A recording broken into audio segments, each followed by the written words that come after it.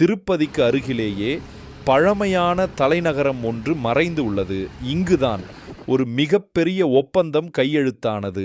அந்த ஒப்பந்தம்தான் தற்போது சென்னை நகரில் உள்ள ஃபோர்ட் செயின்ட் ஜார்ஜ் உருவாக காரணமானதாக கருதப்படுகிறது. திருப்பதி ரயில் நிலையத்திலிருந்து சுமார் 15 கிலோமீட்டர் தூரத்தில் அமைந்துள்ள சந்திரகிரி கோட்டையை குயிலரங்கத்தில் இன்று பார்க்கலாமா? நாம் பார்க்கும் இந்த கோட்டையின் சுவர்களை கவனித்தீர்களா? பெரிய கற்கள் மற்றும் உறுதியான கட்டுமான முறைகளை பயன்படுத்தி இவை உருவாக்கப்பட்டுள்ளன. இதெல்லாம் பல நூற்றாண்டுகளாக இங்கு நடந்த ஆட்சிகளின் சாட்சியாக இவை இன்னும் நிலைத்து நிற்கின்றன. உள்ளே நுழைந்தவுடன் முதலில் வரும் மண்டபத்தில் இருக்கும் இந்த தூண்களை பாருங்கள். யாழி வடிவ அலங்காரங்கள் காணப்படுகின்றன. இவை அந்த கால கட்டிடக்கலை மற்றும் சிற்ப வேலைப்பாடுகளை வெளிப்படுத்துகின்றன.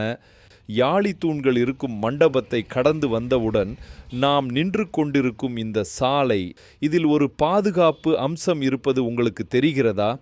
இந்த பாதைகள் நேராக செல்லவில்லை, குறுகலாகவும் வளைந்த வடிவிலும் அமைந்துள்ளது. இது பாதுகாப்பு நோக்கத்திற்காக வடிவமைக்கப்பட்டுள்ளது.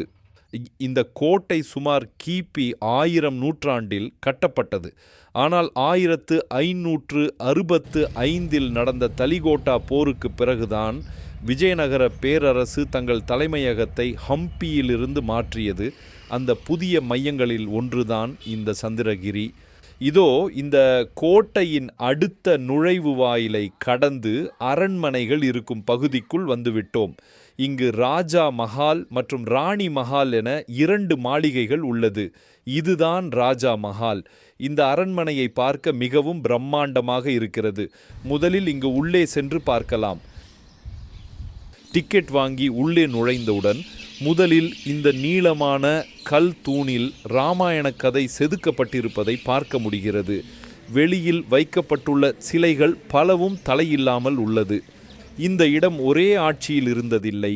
1646 இது கோல்கொண்டா சுல்தானின் கட்டுப்பாட்டுக்குள் வந்தது.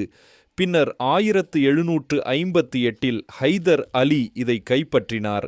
அதன் பின்னர் ஸ்ரீரங்கப்பட்டினம் உடன்படிக்கை வரை இது மைசூர் ஆட்சிக்குள் இருந்தது. ஒரு காலத்தில் இந்த மாளிகை அரச நிர்வாகத்துக்காக பயன்படுத்தப்பட்டது. இந்த ராஜா மஹால் 3 மாடிகளை கொண்டுள்ளது. மேல் பகுதியில் அழகான கோபுரங்கள் அமைக்கப்பட்டுள்ளன. ஆனால் ஒரு முக்கிய விஷயம், இந்த கட்டிடத்தில் மரம் பயன்படுத்தப்படவில்லை. முழுக்க கல் மற்றும் சுண்ணாம்பு வைத்து கட்டியுள்ளனர்.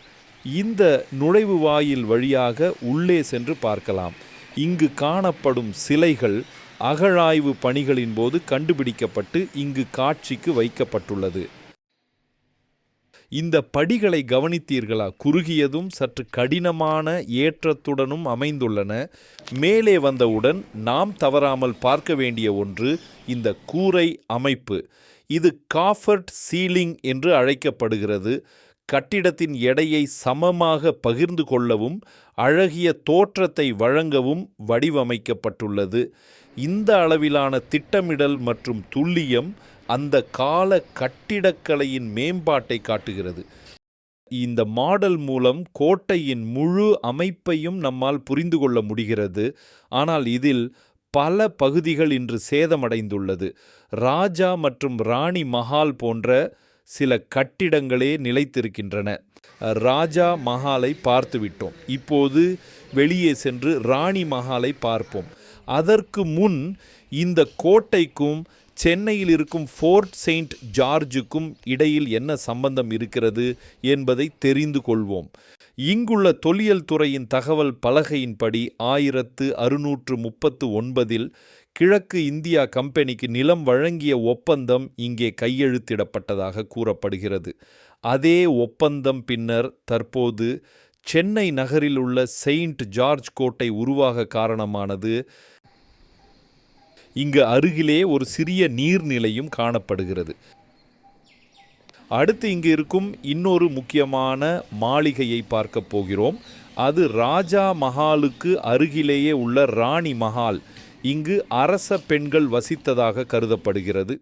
இப்போது நாம் பார்த்து கொண்டிருப்பது இந்த மாளிகையின் முன்புறம். இங்கு உள்ளே செல்ல அனுமதி இல்லாவிட்டாலும் வெளிப்புற அமைப்பே அதன் கலைநயத்தை வெளிப்படுத்துகிறது. சுவர்கள் மற்றும் தூண்களில் காணப்படும் ஸ்டக்கோ அலங்காரங்கள் மிகவும் நுணுக்கமாக செய்யப்பட்டுள்ளன. இந்த ஸ்டக்கோ வேலைப்பாடுகள் சுண்ணாம்பு மற்றும் பிற பொருட்களை பயன்படுத்தி உருவாக்கப்பட்ட அலங்கார வடிவங்களாகும்.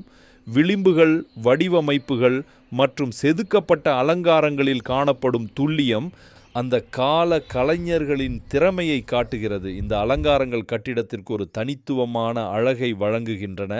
ராஜா மஹாலுடன் ஒப்பிடும்போது இது அலங்காரம் மற்றும் கலைநயத்திற்கு அதிக முக்கியத்துவம் அளிக்கப்பட்ட கட்டிடமாக தெரிகிறது.